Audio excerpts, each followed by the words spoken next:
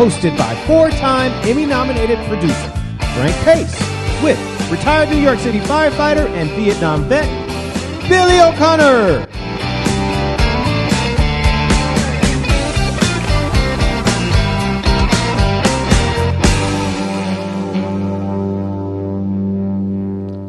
My brother, Frankie, my boy. How are you today? It's finally cooling off a little bit. Yeah. In California, anyway. Well, up where I am, about 75 miles from here, and of course I'm up in the mountains, so it's not only cool, it's... you're going to have snow up to your ass. Snow up to your ass in a couple of months, pal. Man, I hate snow. My wife used to say, look, it's snowing. How beautiful. I mean, when you're a fireman in the Bronx, and it's January, and you go up in a bucket, you're 80 feet up in the air at 3 o'clock in the morning, and you're pouring water on a vacant, and that water's coming back and splashing on you, and you're freezing cold. You go back to the firehouse, they got to take an axe, I swear to God, and hit your turnout coat to get the ice off it, so they can put it over an exhaust. So maybe you'll have your coat for the next run you get, Do you ever put over scotch? And I always kept a little. I always had a flask. Always. And that don't work. You think it works because you figure a couple of nips to keep you warm inside. But that don't work. I mean. How about the arsonist? Hey, Mom. Mom, the fire's lit and so is the fireman. Oh, yeah. We actually had names for our arsonists, nicknames. Yeah. We had one guy. I mean, the guy, the vacants back in the day in the 70s when the Bronx was burning. We might go out to like 20 runs a night, and 6 of them would be vacants. And they'd retorch the same buildings, right? Mm-hmm. So we had one guy, Wayne the Flame, we used to call him.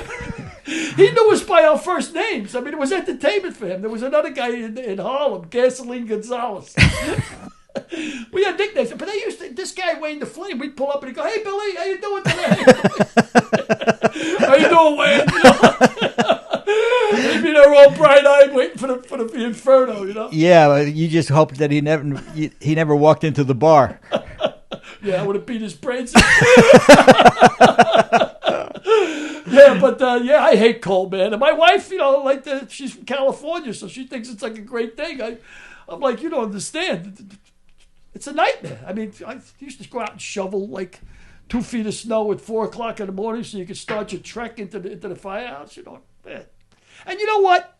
Heat is uncomfortable. I mean, I was in Vietnam, heat, and I was in Phoenix, which makes Vietnam look like the North Pole. I mean, Phoenix. But it's a dry heat, to quote my friend Michael Finney's act. So I don't want to steal from anybody. It's a dry heat. Yeah. That's what my friend used to say. He said, plenty of pussy in Phoenix, but it's a dry pussy. Plenty of it. But yeah, man. I mean, I think heat is uncomfortable, but cold is painful. Once you get that cold, I swear to God, I'd be cold for 4 or 5 days after that. Like when you took a real bad feed with the ice, man, I can't handle cold. I got no fan of cold. So speaking of your place in Pine Mountain Club, did your refinance go through? Yeah, the guy put me through. I mean, it's like found money right now, 2.5, right? I mean, that's found money. I'd like to borrow a shitload more. Yeah, well, get into that 20-year deal. You beat me up for 20 grand, 20 years. No, last time. That's what I was figuring. Maybe they'll give me. I'm 72 years old. If they give me a 50-year mortgage, sure. Give me $500,000. Give me $2 million. Give me $3 million. I'm not going to be around. I mean, I got a 15-year mortgage because I think I do the right thing by my wife. Although I'm trying to reconsider it. You remember we talked last week about age in general, and Jenny, right? Jenny's 20 years younger than me, right? She says to me, she goes, I always wanted a cat. She goes, why can't I get a cat? And I hate cats. I mean, I'm a dog guy. I just hate cats. Mm-hmm. But I don't want to seem like a lout, So I says to her, I write, I can finesse this, I can make this smooth. And I says to her, you know why? I don't want to get a cat? I said, let me tell you, because when Oliver died, when my dog died, I felt so bad. I said, it broke my heart. I don't want to go through that again. So I don't want to get a pet because when it dies, I can't take the pain, the emotional pain. You know what she said to me, Frank? She says, no, you don't have to worry about that. She goes, cats live 20 years. You'll be dead long before the cat. Now we're definitely not getting the cat. I can't forget it. No way. That's pretty funny. Oh, shit, yeah. That's pretty funny. So on a serious note, what do you think of the Pope's declaration that he is for civil unions amongst all sex groups? Same-sex groups. Yeah, you know what, man? I'm a recovering Catholic, as you know. I'm not, I was born Catholic, but I think, looking back at the Catholic Church, the amount of damage they did in Ireland and everything else. But this Pope, I like this Pope. I like him too. I like this. This Pope. He's bringing it into the 18th. He's bringing the church into the 18th century. Yeah. Yeah, he's bringing it all the way up into the 18th century. But he's really progressive, and I like this idea that.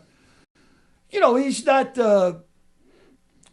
Not letting these guys live in riches. When you think about it, Christ had one tunic. That was it. These guys with the silk robes and the gold and the silk slippers. I mean, I got my own theory, and I think the reason there's so many Irish pedophiles in the priesthood is because of the archaic education, of sexual education. I don't think it's just the Irish. It's not just Irish, but there's a damn good percentage of them that are. You know why? I think that the sex education was so backward, and this is true. I was in Ireland in 1971. First time I went back to Ireland from when I was born, and I went into a drugstore in 1971 to try and buy condoms. And I swear to God, the guy behind the counter looked like I was trying to buy heroin. He says, "This is Catholic Ireland. You can't buy condoms in Catholic Ireland." So that's why you never used them. No, I never used them because I think who needs a raincoat on a sunny day? Put one of those little caps over it. But yeah, I mean, so I think my theory, of course, there's no logic, there's no data backing up this theory. Just my theory is that a lot of Irish kids, because they had no sex education, they were like 13, 14 years old, and they realize they're not attracted to girls, and they say, well, you know what? I must love God. And then they get in the seminary, and they find out it ain't really God they're interested in. So I think it had a lot to do with it. But that's just an unfounded theory that I toss out there. But I like this Pope, and I think I'm glad that the Catholics came up with a little bit of sense and reason, because, look, you take these evangelicals. You take a guy like Pat Robertson. I mean, this guy's batshit crazy. I mean, he preaches that gays banging each other in the ass is what causes earthquakes and hurricanes. It doesn't? It doesn't if you're in the next room. No. Homosexuals don't cause hurricanes. It's the Muslims. That's who does it. It's the Muslims. Yeah, but I think it's crazy. I mean, they got even Mike Pence. Do you know Mike Pence actually made a speech where he thinks that you could take gays and shock them back into being straight? I mean, that's let's not go there. It's bizarre. Let's not go there. But why doesn't he start with Rudy Giuliani? Yeah, they busted Rudy again, huh? Yeah. He was just tucking his shirt. He was tucking his shirt in his pants, laying on his back with a girl standing over him. He was tucking his shirt in his pants. Yeah, he has a lot of credibility anyway, Rudy. I kind of buy that. Yeah, but the more I think about Pence's theory, I was thinking, it sounds ridiculous, but if I told you I was going to take your prick and hook it up to a car battery and give you 300 volts, you might not turn gay, but you'd definitely consider it. I mean, yeah. So I think maybe he might have a point there. I don't know, Pence. Well, speaking of sexual conversations, what about Jeffrey Toobin of CNN? Look, I always give everybody the benefit of the doubt. but if you're on a Zoom meeting with your bosses and you're playing touch pee-pee, I gotta figure you deserve everything you get. I mean, no matter what they do to this guy, I gotta figure. I don't care. Lock him up for stupidity. I mean, come on. I mean, you gotta play. Touch pee-pee? Touch pee-pee, a Zoom meeting. You know what I mean? I mean, come on. Yeah, I mean, I just don't understand these guys. I mean, really, can you? I know you're motivated by sex. What do you mean I'm motivated by sex? More than most people. You're motivated by sex. But how can these people be so silly to expose themselves? I mean, how could they have to have it that bad that they would go to such great extremes? Well, the only thing I can think of, Frank, he must be extremely proud of that appendage. What about these guys that send dick pics? What about when Brent, what is his name? Who was the quarterback for the Packers that was sending out dick pics? Brett Favre. Yeah, and he was calling it little Brett. I mean, it's like a sock puppet. I mean, what makes guys think, hey, you want to get, what do you think it is? Well, and send a picture of your prick. I mean, what is that doing? What about the guy in New York, the congressman? Spitzer. Elliott. No, not Spitzer. The P. What's his last name? His wife was Clinton's Hillary's I thought advisor. It was Elliott Spitzer. No, he was the guy that got caught with a hooker. We're talking. I can't keep up. We're talking about the guy was sending dick pics. What was Hillary's His name is pretty much the same. His name is. You can't keep up with him. What's the deal? What makes guys think? It's like the old days. When a woman would walk by a construction site and all these guys would go, hey, baby, Joey, I mean, like Seinfeld says, these are men who clearly ran out of ideas. You know what I mean? This is what they think is going to happen. Like a girl's going to say, Wiener.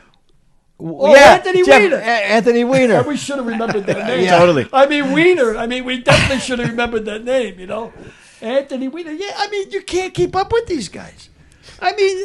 He was destined, though, Weiner. Come on. And I'll tell you something else. Not right wing, left wing, obviously, Jeffrey Toobin, but an awful lot of these guys that protest too much. The Shakespeare line about me thinks he does protest too much.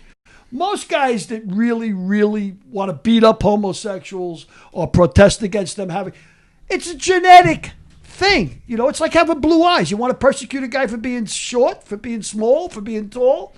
I mean, they pay their taxes. They got the same rights as everybody else under the Constitution. I think that anybody who's against gay marriage is a fucking asshole. But in fairness, the guys on the other side of the aisle, or who think that gays shouldn't get married, they don't think that marriage should be about fucking assholes.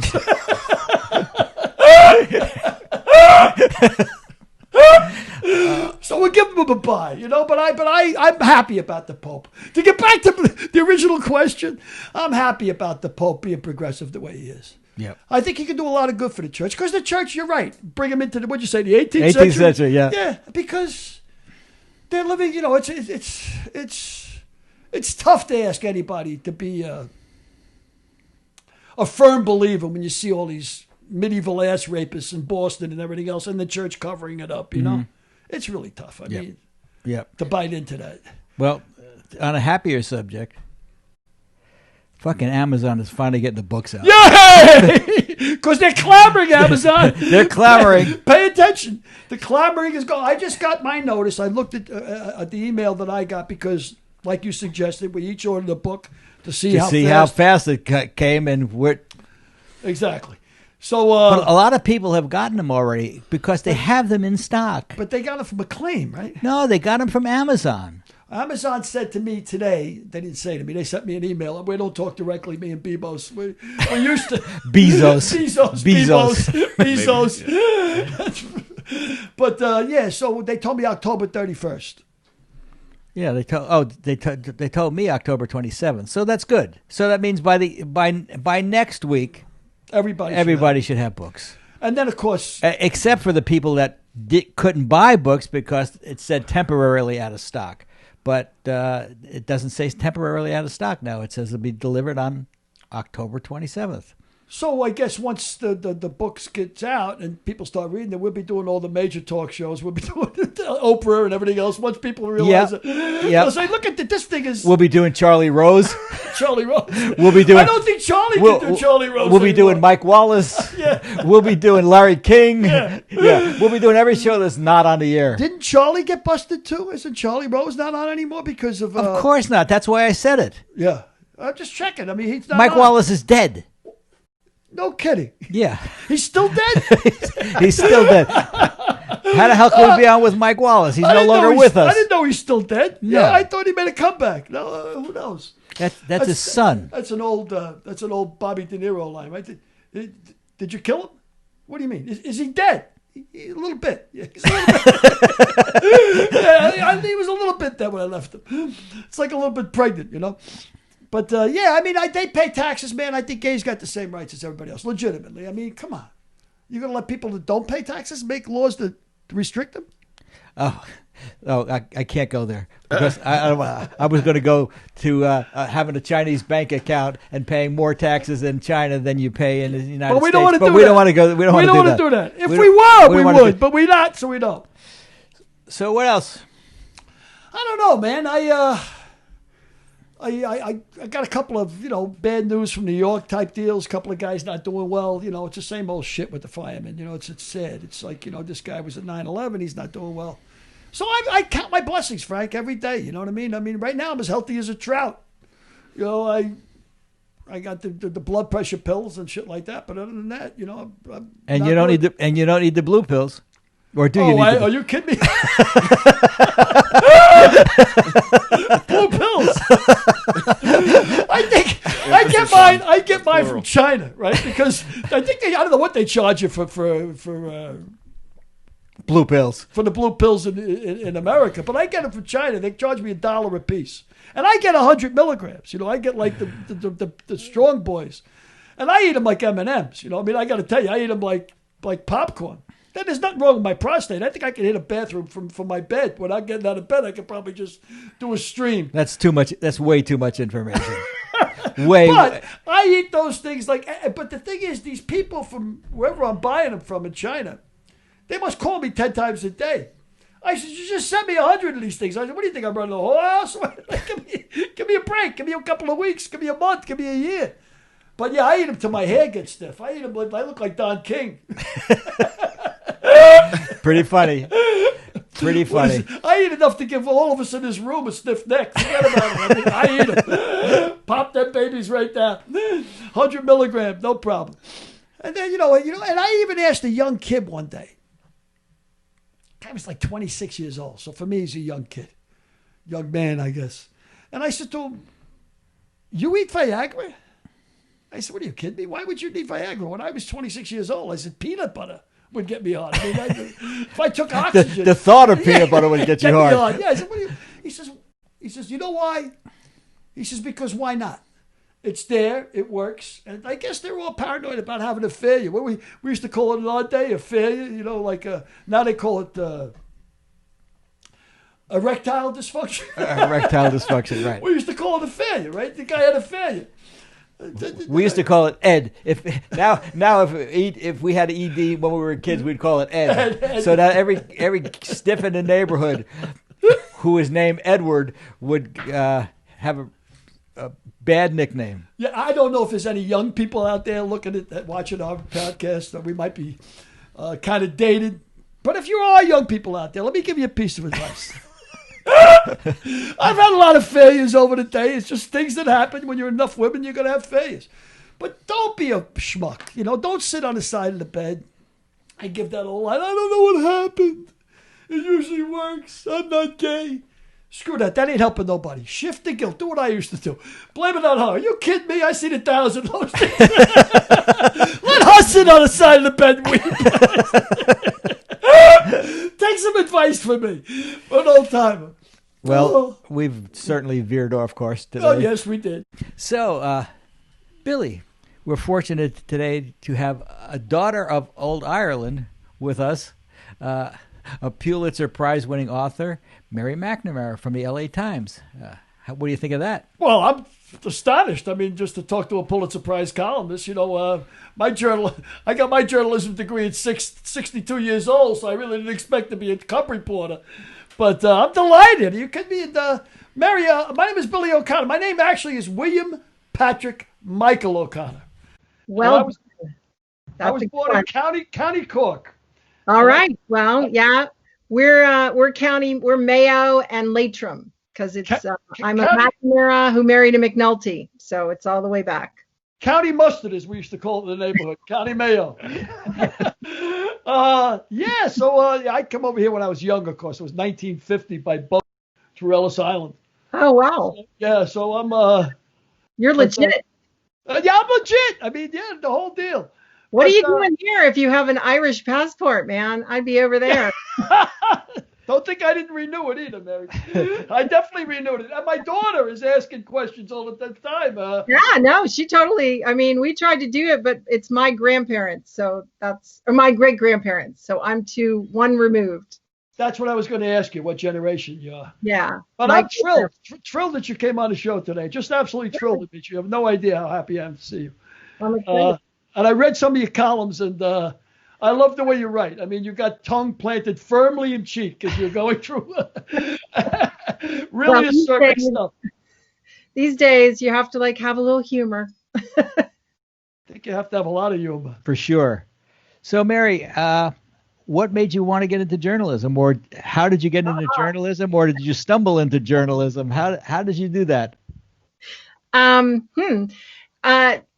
I got into journalism because originally I wanted to be a veterinarian, but when I took chemistry and did not do so well, I realized that the reason I wanted to be a veterinarian was because I wanted to be James Herriot of All Creatures Great and Small, and he was also a writer. So I thought, well, maybe what I really wanted to be was a writer. And then my parents were like, well, you should really pick something that you can actually get a job in. And so journalism was kind of the natural leap. And it was also, I'm of the generation, All the President's Men, the movie, the generation where we all thought, well, we'll become journalists, and then every man that we're surrounded with will look like Robert Redford and Dustin Hoffman. And then that's not true. But we couldn't get our money back. So here I am. They told me that when I was 62 in journalism school. They said, you're studying a dead occupation here, all you people in journalism, because it's kind of amazing how it's morphed, journalism. Absolutely. But it is not a dead occupation. It is a very important occupation, as without a doubt. The past 4 years has proven. But yes, it is definitely morphing. Yeah, well, two of my big heroes are David Halberstam, who was an investigative journalist. Of course, after Vietnam, he wrote The Best and the Brightest. And after I read The Best and the Brightest, I think I devoured everything he wrote. And Cy Hirsch again from Vietnam. Cy Hirsch, uncovered the My Lai massacre, and he wrote a great book about Kennedy, Beyond Camelot. But were you inspired, because you're from Baltimore, were you inspired at all by Mencken and the great tradition of the Baltimore Sun? I was inspired by Mike Royko. Chicago. Yeah, but I mean, the Baltimore Sun carried him for a while. And I just remembered that when I decided to become a journalist, my goal was to become a syndicated columnist. And I actually am a syndicated columnist. Wow. And it's kind of it doesn't feel like my dream came true. But they did. Time to start raising the bar again. I guess I should have said, what I want to do is I don't know what. No, I'm very happy doing what I'm doing, and I'm very fortunate to be, working at this time and given the freedom that I'm given, and I'm very grateful for it. Well, it's definitely an important time to be writing op-eds, that's for sure. Well, how has your job changed in the last 10 years? Oh, well, my job has changed literally. I was a television critic for 12 years, 15 years, something like that. And then when the LA Times was under extreme duress, I was asked to go into management to sort of, I don't know what, protect people. I don't know. But so I agreed, and I went into management for a couple of years. And then when the paper was sold, and sane people came back into the building, and we had an editor-in-chief who actually was a journalist. I asked if I could go back to writing, and they said yes. And so now I'm a columnist because Lorraine Ali replaced me as television critic, and so I'm now a culture columnist. So now I get to write about anything and everything, and that is pretty cool. It sounds like That's really cool. So you can write about politics, economics, and social issues that are going on because it's all wrapped up in culture. I mean, there is no separating the popular culture from any discourse that's going on. And, that's something that I think journalism has come to recognize in the last 15 years, that this idea that there is no separation between what you want to call the lifestyle pages or the entertainment pages and the news pages, because everything is playing out everywhere. There's no separation. It's like our political situation right now has as much to do with culture, has as much to do with television, has as much to do with, language as it does with, kind of the traditional notion of politics, of conservative versus liberal versus neoconservative, whatever. Yeah, I definitely agree with you. I mean, it's all intertwined, and I guess that has a lot to do with the information age that we're living in too, as well. Yes, I mean, I feel like it was always intertwined, but I think that the speed, the digital revolution allows us to see so much of it in real time, so much of it visually. It just has sped. You see the connections as they're happening or as they're being revealed, as opposed to in the olden times when I was, 10, 15 years ago. It would take somebody, like, they'd write a book or they'd write a big magazine piece, and it would be like a year out, and they'd be sort of connecting the dots. Now the dots are being connected right in front of our eyes. Well, technologically speaking, a show like this would not have been possible 10 years ago because it would have been cost prohibitive. Well, yes. We've got 4 cameras, we're switching, and we could do these things now. We couldn't have done it 5 years ago, and that's staggering to me. And we're getting a viewing also, which is more staggering to me, because who the hell would want to live to speak to 2 old guys, talking about anything they want to talk about? But the fortunate thing is we get to invite a lot of people that I've worked with in the past and that Billy's worked with in the past, and have guests like you. So thank you, and thank you, technology. Yeah, thank you, technology is right. So, Mary, besides your column, you've written 2 books. I see one is a novel, for sure. That's They're both novels. They are both novels. And one is called The Starlet, and the other one was called Oscar Season. Oscar Season. Now, do you have a different process? Of course, when you're writing, it would seem to me that you're writing a column. You have a definite plan. You only have a certain amount of inches to write the column. Totally different when you're writing a novel? Oh, yes, very different. And it is difficult. I was just talking to somebody about this. When you are a journalist, you have to function within certain forms, within deadlines, within also just a certain, a language pattern.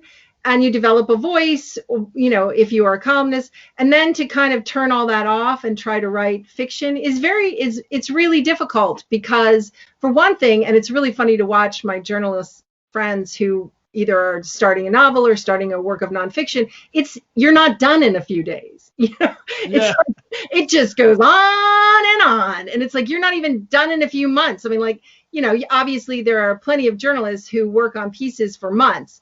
There are very few journalists who are working on pieces for years. And, when you sit down to write a book, it's going to take you at least a year, and that's if, it's going to, and that's not including the edits, and that's not including, the notes from your agent and the publisher and all of that stuff. So that is, I think, very difficult for many people to kind of accept, because they're like, okay, I should be done with this by now, and you're not. Well, that's interesting that you say that, because, Mary motivated me. She was one of the motivating forces for me to write Lips. She said, "Why don't you write a book?" And I said, "Well, I've been thinking about it for a long time, but I just, don't think anybody will be interested in my book." But she said, "Well, why don't you write it about, the people that you knew, and that gave me a lot of credibility and gave me, motive to go on. That's also why I contacted Billy. I can't. Boy, you regret that day, yeah? I can't. You picked up that phone. I can't. But to Mary's point, you're never done with the No, novel. you're never done. You're never done because you're never done. Because when you think you're done, you're not done. You're not done. And then when you think you're done some more, you're not done. I used to think you could write a page a day. Well, at the end of the year, you got 365 pages. If you take about 60 pages out of there, you might have a decent novel. But you're never done. Right. And then you have to sell it, and you're never done selling it. And finally, you got to just say to yourself, well, perfection is the enemy of good enough, and get it out there. Well, I never do that. Well, you can't. You'll never be perfect. I mean, never. Yeah. Well, It'll you never can't. be You perfect. can't. You can't take a good enough approach to writing. Let either. me ask Mary again with your column. Of course, when you're writing a column, you get a certain amount of inches. You got a lead. You got your kicker. You know exactly what you're going to put in it. But people that write novels have different processes. Do you start the same way as you do as a column? You know where it's going. You know what your end is going to be, or do you let your characters take it? Well, I mean, I've only written 2, and they were sort of framed. They had a mystery frame about it, so you had to sort of work that out first.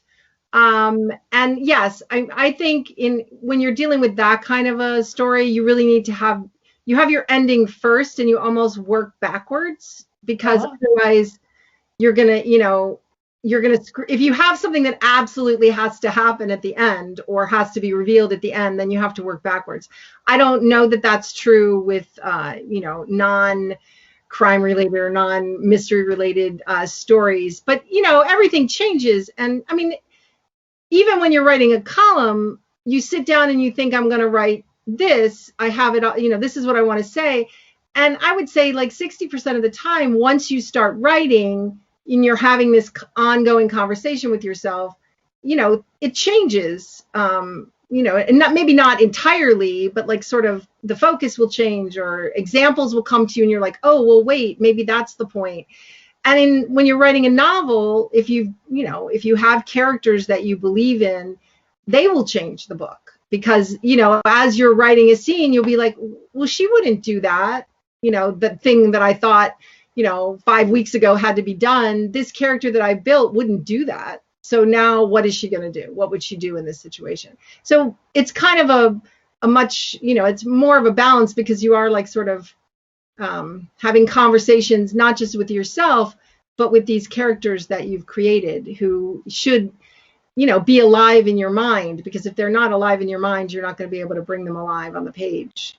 So that's writing a novel. When you won the Pulitzer, how much work went into that column? Was that column written in a week, or was it written in a day, or was it written? I mean, the material was accumulated over a vast period of time, of course. But how long did you actually take and write the column? Well, when you win a Pulitzer for criticism, it's 10 columns that are written, that is submitted. And I was a finalist 2 years in a row before I finally won. So you try never to think that you're writing to win any award. I mean, that's like never going to help you. So I can't really say that I was, thinking about that, or thinking about like, oh, well, I should take more care with one thing or another because I might win a prize. So, I mean, basically they were, it's a combination of review, cultural essays in it. And so I guess the question would be more like, there were certain of my pieces over the years that I felt were making a much bigger point about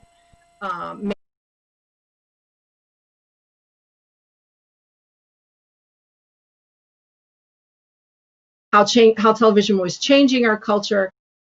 And so those stories could sometimes take a few days. I mean, it's hard to say, Frank. I don't know what, your process. I would say 70% of my writing in my head. So it's like, when I sit down and start typing, there's a lot of work has already been done, because I don't sit down and start typing until, unless I'm on a huge deadline and my editor has said, we need it in 30 minutes. Then I just start typing and hope that somehow the words will miraculously fall into place.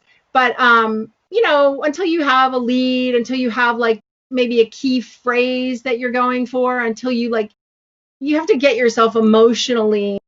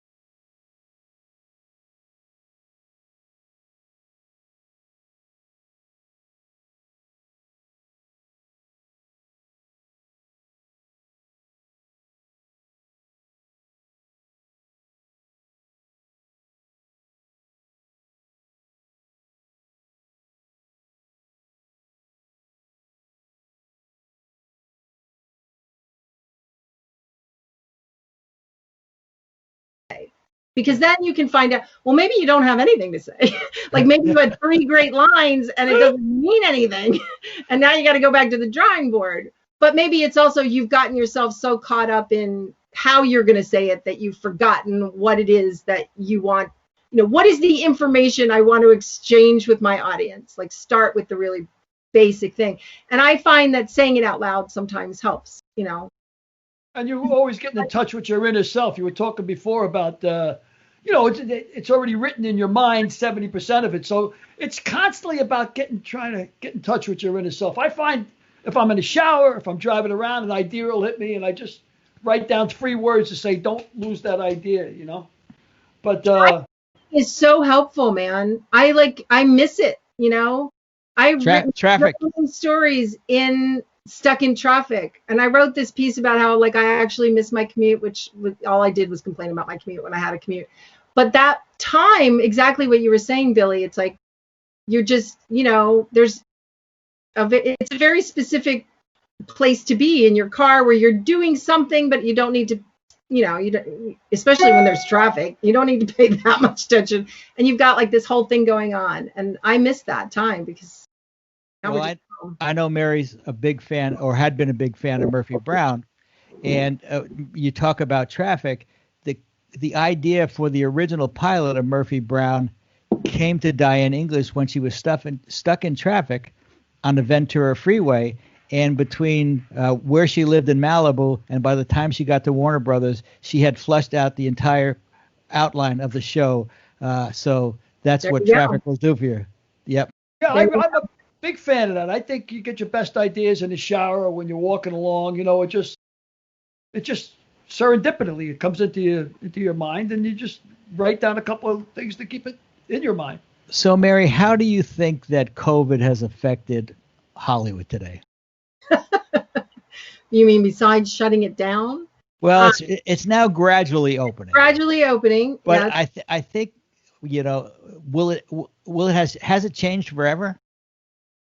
That's an interesting question. I keep talking to people about things that they like about the remote working. Like some people, I was just talking to a showrunner and he was saying it was so much some of the post-production, that he would normally drive to the studio to do, really, he didn't need to. And he was thinking, I'm never going to do that again. I'm always going to do it remotely. On the other hand, he was saying he was really grateful that he had already been through his edit of his show, because that's something where you really do have to physically, or at least he has, physically be over the shoulder of your editor going through the episode. So I think, we're probably going to see people, I think we're going to see sets that are much less crowded, that I think you're going to see, there are a lot of people on sets, as Frank, that don't need to be there, and then I think that there will be a time when those people will just not be there. Writing rooms are all virtual now? I don't think that's going to happen because everybody that I've talked to, that's the biggest problem is they really miss the writers' room. And actually, I think I might do a piece about like everybody misses their whiteboard because you can't. Right. You can't use a whiteboard on, I mean, you can, I guess, if you did Skype, but it's like ridiculous. It's the same. Everybody's using a Google Doc and everybody's like, okay, Google Docs are good for certain things, but you can't do an action sequence on a Google Doc because you need to actually like draw things. And so I think as soon as people can safely be in writers' rooms, they will again, because I think that's what people really miss because just as Billy was saying about, walking along. That's what writers really miss. Yeah, and they miss like being able to just like get up and walk around and talk to each other and like go out to lunch and talk to each other, and that you cannot replace that energy, that physical, give and take. You can't replace it on screens, no matter how hard we try. So yeah, I mean, I think that they will go back as soon as humanly possible. But I think you will see things that will be done remotely. Because, I've also talked to a lot of women who have said, it's really nice that people now are aware that we have families and that, this idea that I'm on call 18 hours a day. And, if I'm taking a call at 10 o'clock at night, somehow if my kid interrupts me, that's a problem. It's like, I think that people are, this sort of Zoom culture or Skype culture has made people very aware that, oh yeah, look, you do have a family. There they are, demanding to be paid attention to. So I'm hoping that will stick, that, because as you know, there are also a lot of hours on set that, that don't have, you could do it faster. Like female showrunners will say, their goal is to do it as quickly as possible, not to rush it, but to not waste time because they want to go home, as opposed to like sort of the more frat, we're going to hang around, drink beer and eat Chinese food because we really don't want to go home. Yeah, but you really can't do it faster because you're going to be forced to do it slower with COVID and all the regulations. By having less people around and by having less makeup is going to take longer. Wardrobe is going to take longer. So and you're going to probably be limited in how much exposure you can have to people for the next year. All of that's going to take longer. So, I'm thinking, and nobody is going to write big scenes anymore, big sets. They can't have a lot of extras because they will be close. So with that, I mean, I'm going to be interested to see how many big feature films are going to be made in the future, or how many 12 Angry Men there will be, as opposed to Ben-Hur. Conceptually. I think that's absolutely right. I mean, let's just remember that this is not a permanent situation, and eventually, although not as fast as we would all like it, there will be a vaccine that will be effective to a certain degree. We hope to a larger degree. But in the next couple of years, I think you're absolutely right. So you have a show like Euphoria that just announced that it's going to have 2 episodes around Christmas to sort of tie, because their second season got shut down. And I think you're going to see more of that. I think you're absolutely right, Frank. Everything costs more, takes longer. And so you're probably going to see whatever season people can do. There'll be shorter episodes, or not as many episodes. The season will be shorter. And I think that for television, that's not a real problem because, they've been, experimenting with numbers of episodes and what makes a season, et cetera, for the last, 5-10 years. So I think you're going to see a lot of that. You're going to see a lot of, like you said, interior shots with 1 or 2 people. I think, you can still do a crowd scene. It'll be CG'd. You might notice that the styles are out of date because it's. What does CG mean? Computer graphics. Oh, I see. You can just pull stock and, but yeah, they won't be doing the Battle of the Bastards anytime soon, where Harrington is literally surrounded by a million guys. And I don't think that's going to be a huge problem. I mean, old Hollywood would do they can make a crowd out of 4 people. I think we can do it too. I mean, it's like, it's magic. They can make magic. But So I I'm think going you're right. to It I'm will gonna be ask, more expensive. yes, I'm going to Everything ask will you be a more question. expensive. I'm going to ask you a question based on old Hollywood. Is old Hollywood dead, or is it just evolving? You And mean it's movies? Are the movies dead? well, the I mean, movies old too. Hollywood, the studio Hollywood that's dead. That's been dead for a while. The studio system, and now you have, like, I don't Well, know, Disney owning everything that Amazon doesn't own, that Netflix doesn't own. I mean, if you go down, New Hollywood is in Culver City, although they're building all those buildings, and it's going to be interesting to see if anybody goes into them or when they do. But yeah, I mean, everything is changing, and people say, is this the death of movies? I'm like, everybody said television was going to be the death of movies. VCRs were going to be the death of movies. Netflix, when it was still little red envelopes, was going to be the death of movies. There's going to be no death of movies. Will some theaters pandemic? Probably. I mean, but it's like, you look at some of these theaters, and I say this as a movie lover, and it's like, do we need a Regal 26 that, where each theater seats 1,000 people? Maybe not. Maybe we go back to, like, more local theaters, smaller theaters. I don't know. I don't know what the answer Now, is. is that Regal 26? Is that pretty much because just one movie's not going to be able to fill up a theater that big? I mean, they got like 26 different theaters with 26 different movies, and I always thought that was because just that there's so many different avenues of entertainment that people won't go and fill up a theater with one movie. Is that the cause of that? Because I don't know. I'm asking. I mean, the rise of the multiplex came about because, it was around the time that everybody realized, went blockbuster. And it's like, so the multiplex sort of rose with the summer blockbuster, when they suddenly realized, if you time these films and you focus them to a very specific group, which was at the time young men, they will go multiple times. And so that increased your audience. And obviously they don't make their money as much on tickets as they do on concessions. So creating, like, a place where you want to go and hang out, that's when they started to have restaurants in the theaters and bookstores in the theaters, where they were, like, kind of creating, like, like a little mini mall in the theater, that people would go and, hang out there for a while, spend money.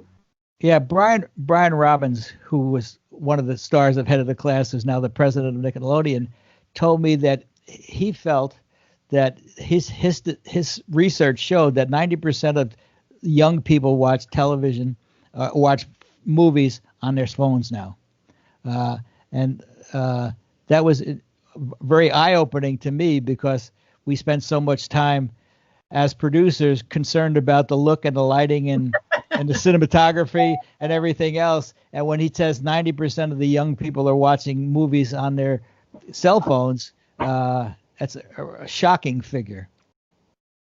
But I don't think that means that's the only place they're watching movies. I think that means that is a place they're watching movies. And I think that's, we're constantly trying to do an algorithm of replacement, and that's not what it has been. It's been an algorithm of expansion. Because I remember when I, started as a television critic, people were saying television was dead. NBC turned over its 10 o'clock hour to Jay Leno because they didn't think it was worth anything. Scripted drama was dead. Family comedy was dead. It was all dead. Kids were just going to be watching webisodes on their phones, and that's it. And, like, literally, we had conversations about whether television screens themselves were going to be dead. And we've, as we've discovered, that is not true. Yes, they do watch stuff on their phones, although Quibi just I was just going to say, one thing we know is dead is Quibi. That was not the answer. A $2 billion investment down the drain. I don't even know what it is. What an ill-timed, but I mean, it didn't thrill me anyway. And I'm somebody who, as a critic, I watch media on every single screen No, that is possible. I've watched it on my phone if I have to. I watch it mostly on my laptop. I've watched it on little DVD players that were like this big. I watch it on my big, my desktop screen. I watch it on our widescreen. And I don't love watching it on my phone, in part because of what you said, Frank. I mean, there are certain things you can watch on your phone where it's not a visual, where there aren't breathtaking, moments of scenery, where it's just like a police procedural where everybody's just kind of talking to each other. That you can watch on your phone. Or something you've already seen, you can watch on your phone. You know what I mean? Where you're just like, you just want to be kept company, or you're waiting in line and you're, bored. But yeah, I mean, I watched Quibi. I mean, first of all, I was like, are you really going to release this during the pandemic? But then I guess, what would they do? Wait a year? And I just didn't, it just was really irritating because you had to keep pressing for the next episode. I'm like, I'm not watching anything in 15-minute bits. This is crazy. It's like, It's funny. When I listen to talking books, that the audio.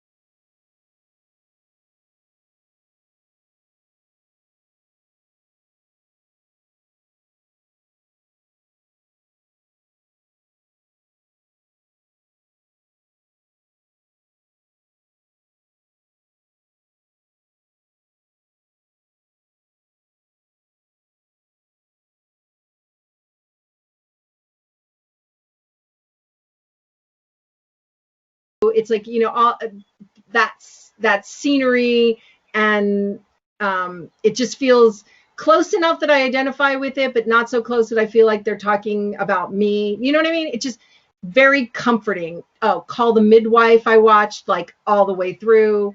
It's a great show. And I actually you should look it up. I did a list of like the best British television to watch during the pandemic. So that's what I watched. And, shows. I read one of your columns about Downton Abbey. I read one of your columns about that. That was a really good column, by the way. It was really done well. I was going to guess, and this was just a stab in the dark, but because you were from Baltimore, I figured you'd be a big fan of The Wire and David Chase. I am a David Simon. Yeah, I watched The Wire. That would be a show that I wouldn't have watched during the pandemic because it was upsetting. Like I didn't want. Yeah.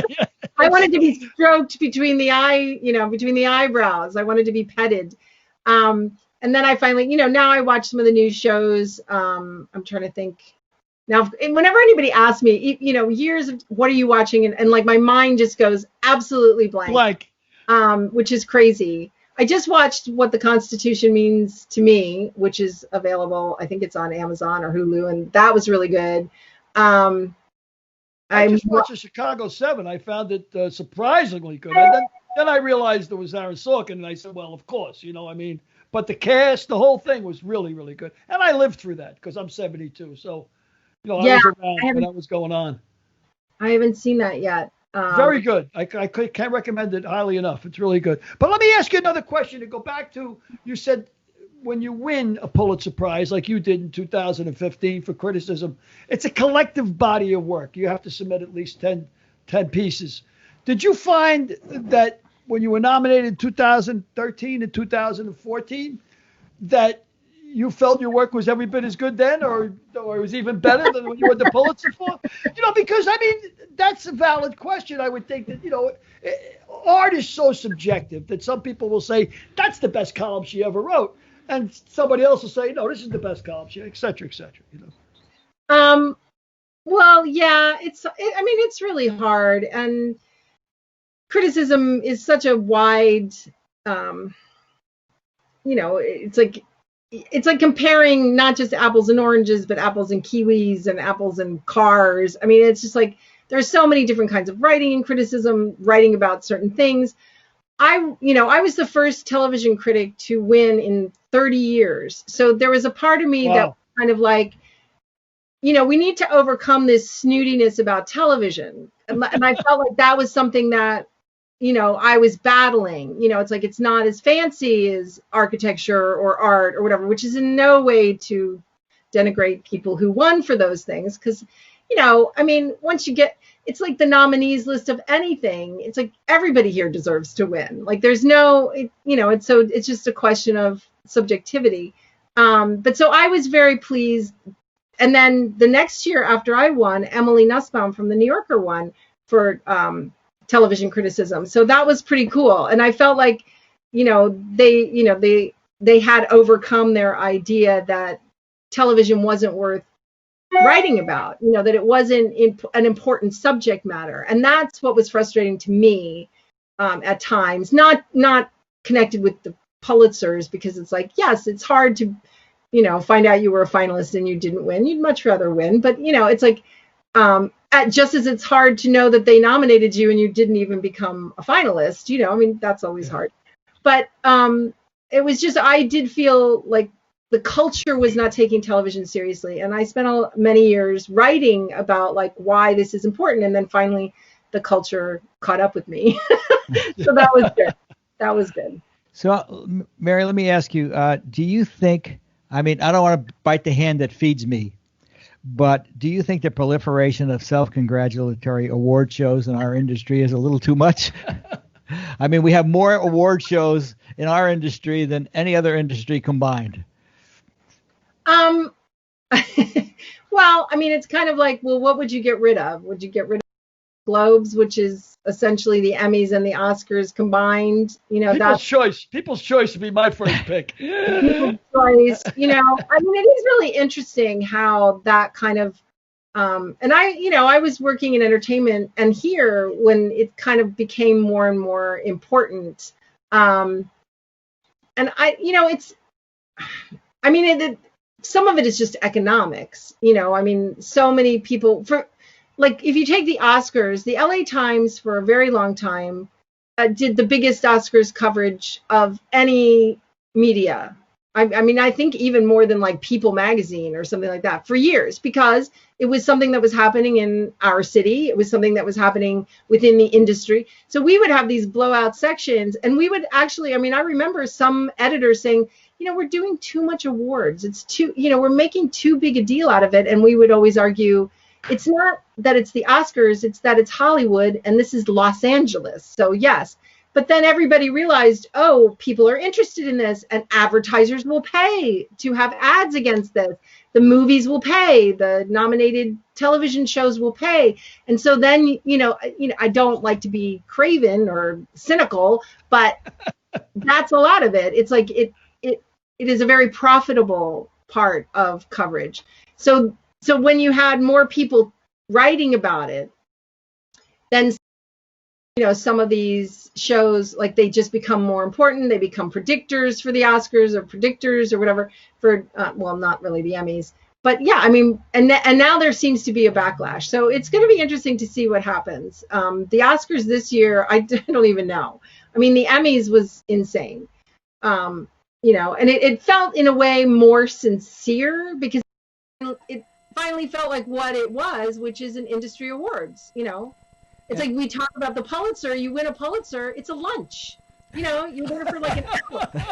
You walk out, get your You get, they clap for 2 seconds, you sit down. It's like you get to bring your husband. It's like you're in and out in like an hour and a half. It's not a big deal. Wow. Well, you say that because you won one. I've been I know, nominated. I've been nominated for so many Emmys that I haven't won. That it's no longer important just to be nominated. I wanted to win one, for God's sakes.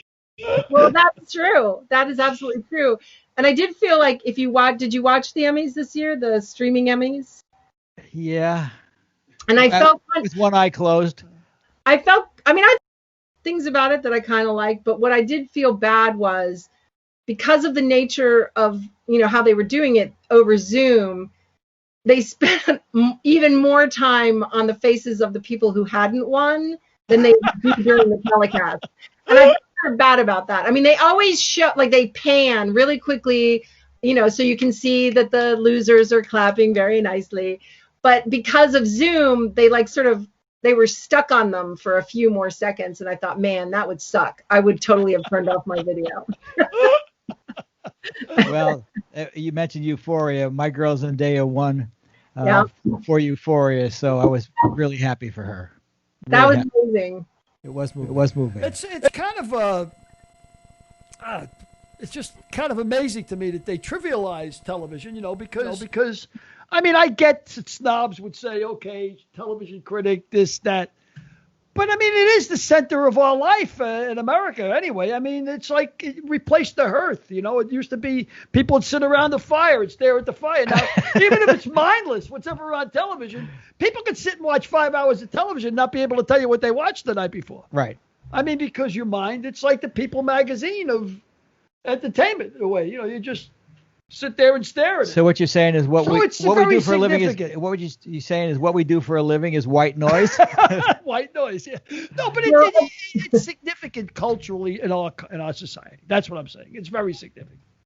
But I think the reason they trivialized it was exactly what you were saying, is that they, people, and people watch television for a wide variety of reasons, and you don't have to go anywhere to do it, and you don't have to pay extra. I mean, now you do, but you just turn it on. And so, you can't, it's like you're not committing yourself to things like if you go to a movie or you go to an art gallery or you open a book. It's like it can be a very passive experience. I think one of the things that the rise of television in the last 20 years, showed is that it can be a passive experience, but now we have television where you can't look away. I mean, you can't, especially if it's got subtitles, but it's like you can't look away. Like, in the binge model, which has impacted the way we tell stories, it's like you're not going to get 10 minutes of us reminding you what happened last time. We're going to pick up right where we were. So I hope you were paying attention because something really important happened, an hour ago and it took 30 seconds and you better.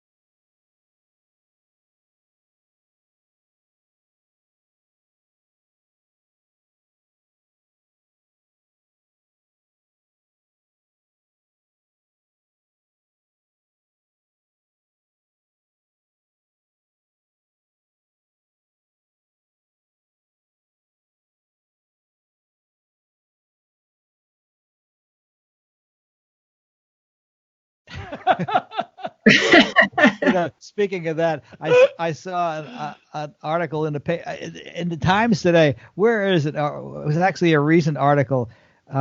Is television ready for a Latino comedy? I think there was a headline in Thursday's Times. It was is television ready for a Latino comedy? Here is so and so. And I was thinking, wow, where were they in 2001 when we were doing Lopez? Or Chico and the Man before that, even, Yep. It's crazy. I don't remember that headline. I know that we did a profile of somebody. I can't remember who it was. But I mean, they have a Latino. I mean, although it's like if you look at One Day at a Time, which has been moved around despite having a really dedicated audience, it is really interesting why why that particular demographic has been slighted by television. As you know, with Lopez, it's like there's it's expected to do more than any other TV show. Like when you have these kind of, oh, people don't watch these shows, so you put one of these shows, whatever that means, on the air, and then if it doesn't like do gazillion, viewers, then it's like, oh, well, that didn't work, as opposed to the 9 million other shows that are not doing gazillion viewers and getting Sure. Yep. crazy. During this COVID period of time, the ratings for talk shows, award shows, sports are really plummeting. Why do you think that is? Are they for sports? I haven't really been paying attention. They are really down Really? for sports. Yeah, basketball is awful. Baseball's awful. Really? Football's I had no idea. down. I would think that they'd all be up because everybody's confined. That's what you would think. I don't know. I'm just asking Mary what she thinks. Well, I know that sports are on in my house all the time, so we're doing our bit. I think a lot of people are.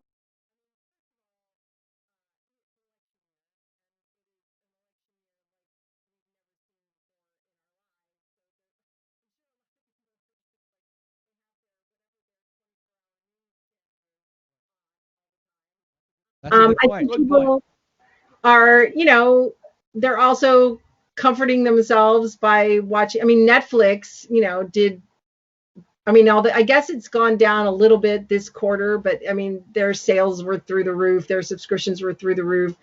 Amazon, all the streaming services have really, been picking up a lot of viewers because people want to not just distract themselves, but also I think immerse themselves in another world, which is what is so wonderful about the binge model, which is that you can just go in there and stay in there as long as you need to, and then come back out, as opposed to, regular appointment television, which is where you get an hour. And it's like, in your busy life, but now people's lives are busy in a very different way. So, and the talk shows, I think it's just because it is what we were talking about, the energy of, two people chatting over Zoom, although we're doing a wonderful job, is not the same as if you're in the room together. And so I think, it's hard to watch. The delays and the glitches and the, like I'm just realizing you can see my electric plug back there, and it's like it doesn't look as good. I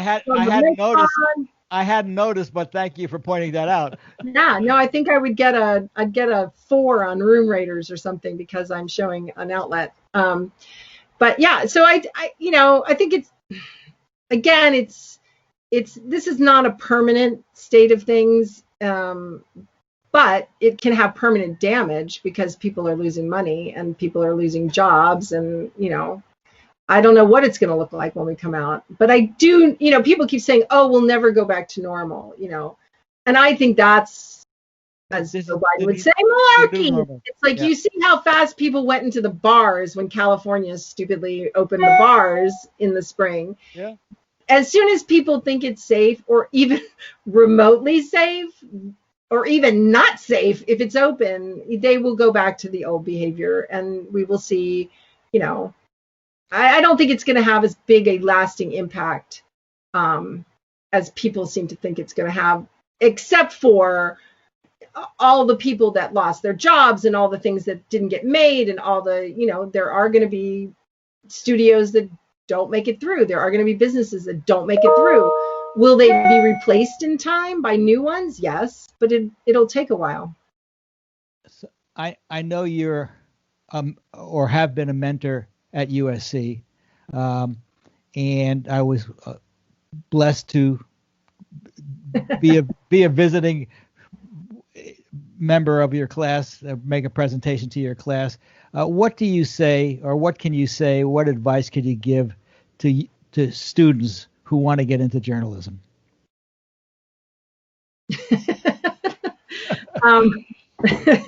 Don't know. I used to say don't, because it is, it's a hard life, and It's not a well-paid life. And, now you don't even get the prestige value of saying, it just doesn't mean as much as it used to. But no, now I think it's so important that that kids go into journalism.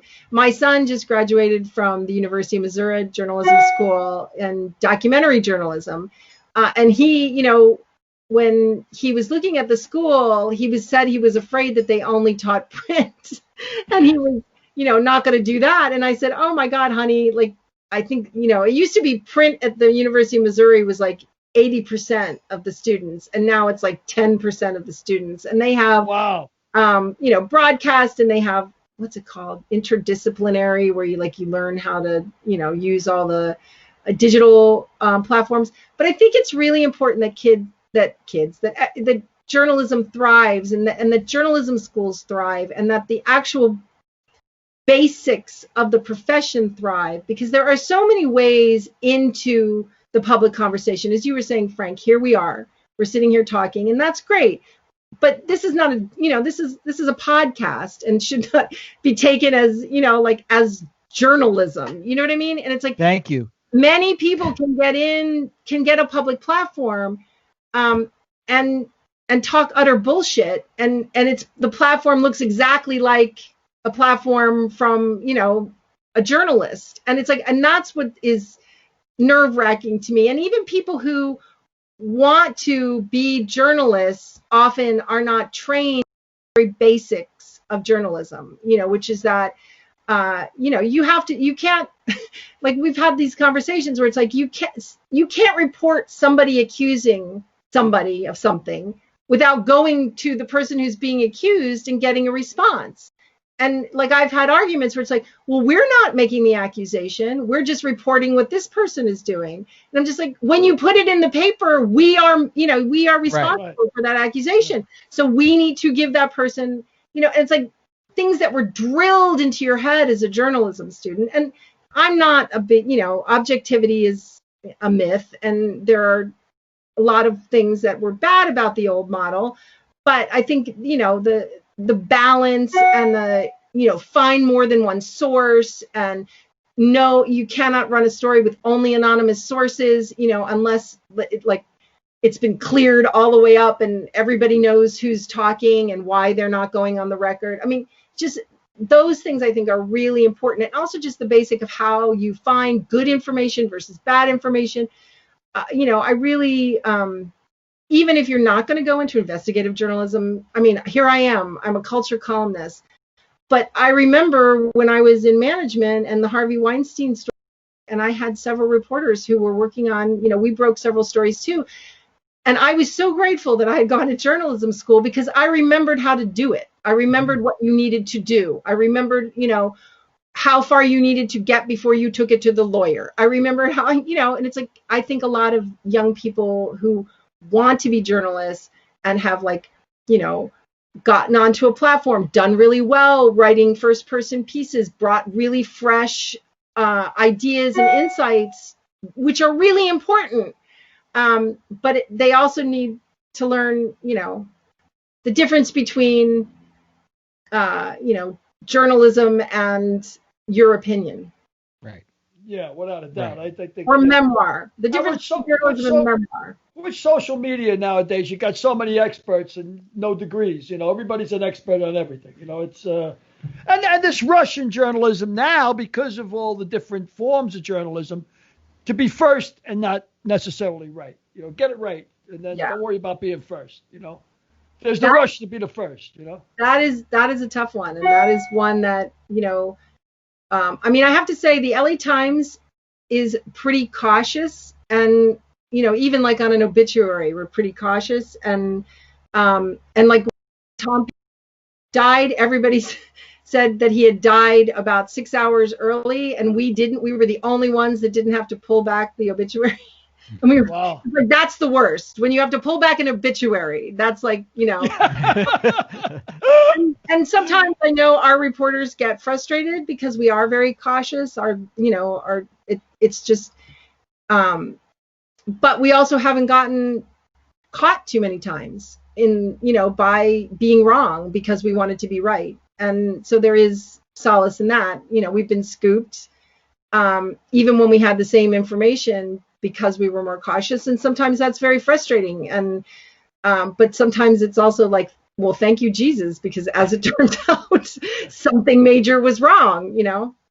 So Well, that's yeah, I think that we're seeing, because there have been so many cases where the rush to be first turned out to be not just wrong, but often like the spread of like manipulated disinformation. I think that mainstream media is pulling back a little bit more from that they are more willing to sit on things Good to hear. and get it right because they've been burned. And they also realize that, this isn't even an issue of just our reporting was a little sloppy or whatever, or, we didn't talk to enough people. This is about forces outside manipulating the media to put out a false story. And they're very canny. And, now you get training in like, how do you recognize, a false, somebody who's like saying, I have a tip for you. How do you recognize when it's coming from somebody who's just trying to... There's forces out there actually trying to undermine the credibility of journalists. Exactly. You put it much better than I did. You should... You finally said something. Succinctly. Succinctly. So we didn't have to edit. Well, Mary, thank you so much for your time. Thank you. This has been an illuminating interview, a great experience for me. Especially for me. Mary, it was a thrill meeting you. Absolute thrill, really. Great. Well, maybe we can do it again in person sometime. I love For that. sure. And I love your stuff. I really like reading your stuff. Thank I'm going to you. read some more of it. I really like it. And congratulations on the book. Thank you. Thank you very much. I Great. appreciate that. Coming from you, we definitely take some solace in that. If nothing else, we made Mary. We got a compliment for Mary. That's good enough. Great. Thank you so much, Mary. Thank you, Mary. Have a great Bye. day. So, Billy Boy. She was great. She Yes. was just great. It's funny when she talked about the different forms of journalism and everything. I had a buddy that worked in the National Enquirer. He worked for the Enquirer. And I said, so what's the difference with you guys and a regular publication? He goes, well, Billy, if you're doing journalism and you get a call and, he says, somebody tells you they got a talking dog, he says, you hang up on them. He said, when you were working for the Enquirer and somebody tells you they got a talking dog, the first thing I'm going to say is, put the dog on the phone. Put that dog on the phone. So it is about different forms of journalism, I guess. But she was a guest. I mean, just a great guest and so delightful of a person. Yes, she was. Yes, she just was. terrific. Yes, Pulitzer she was. Prize, huh? And I love the way she described it an hour and a half. And just I meant to ask Mary while she was on, but I'm going to ask you instead because you got the same answer. Just to clarify for a layman like me, the writer's room, I'm not behind the scenes there. Is that collective writing? Is that what we're talking about? Yes. All TV is collective writing.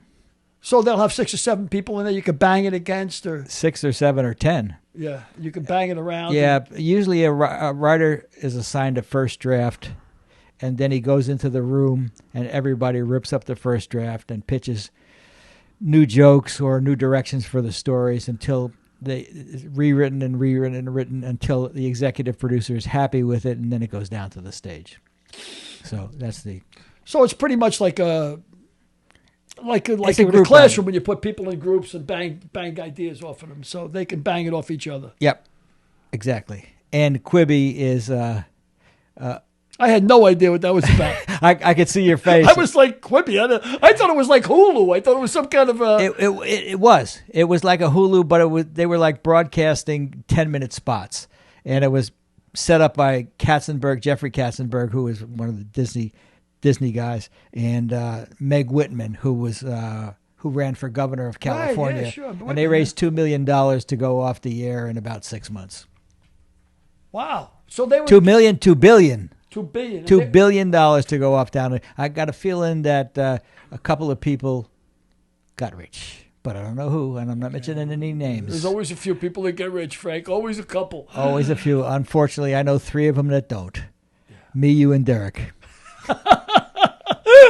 on these books, on these podcasts. You know what? At this stage of the game, 72, it ain't going to change my life too Oh, much anyway. and you know who is not getting rich?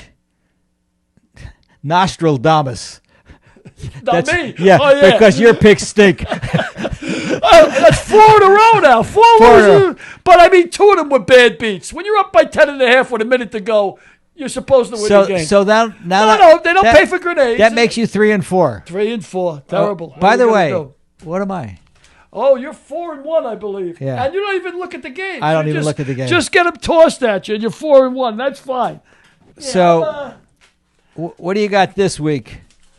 Well, I don't know if anybody. Does anybody Nostradamus. the American Nostradamus. Let's not make him look bad. I don't think anybody really wants my picks anymore. But if you do, I did have a bad beat. Now, when you're up by 10.5 with a minute to go, you should win the game. But anyway, my pick this week, I like another underdog. I'm 3 and 4. I'm going to get back to 500 by hook or by crook. This week, I like Cincinnati plus 3.5 over Cleveland. Cleveland's 3.5-point favorite. I think Cincinnati's going to play him tough. I like this kid from LSU, quarterback. I think he's good, Burrows. So we'll see. But I mean, don't bet the rent on it. 4 and 1. Give Frank his game. Let's give him throw a game at him and see who he likes. Okay, we got The new guru. The game of the day is the Lions against the Falcons. The Falcons at -2.5 At home. At home, yeah. The Falcons are at home. Correct. The Lions are on the road. Correct. The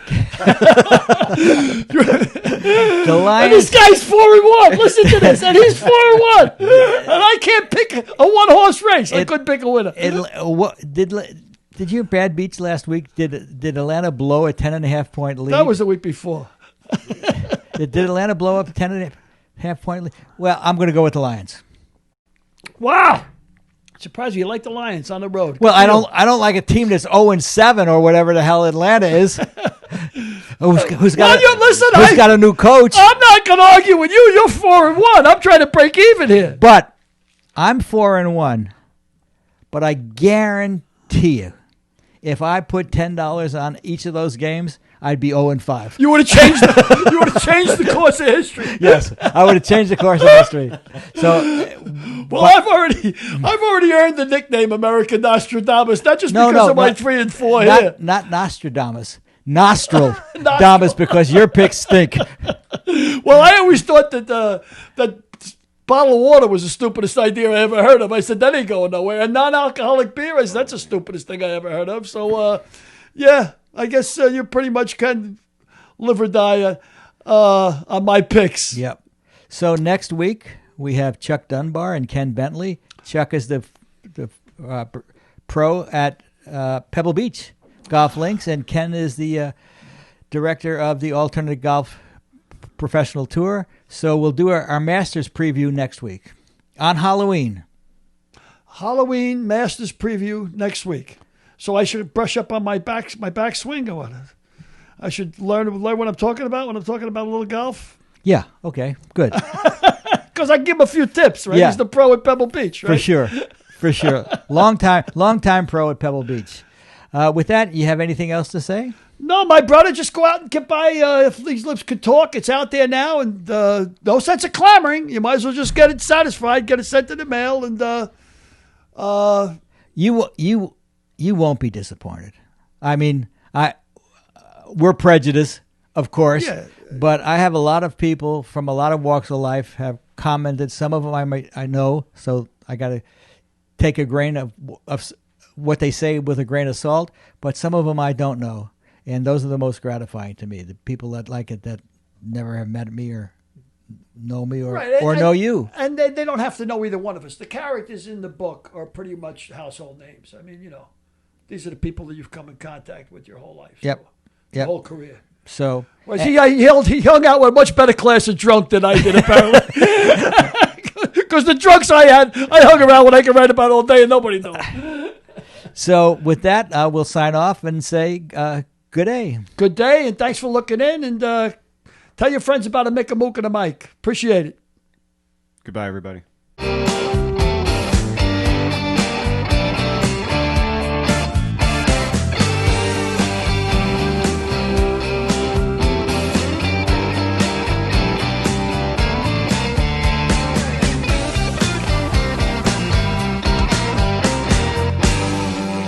We'll see you next week.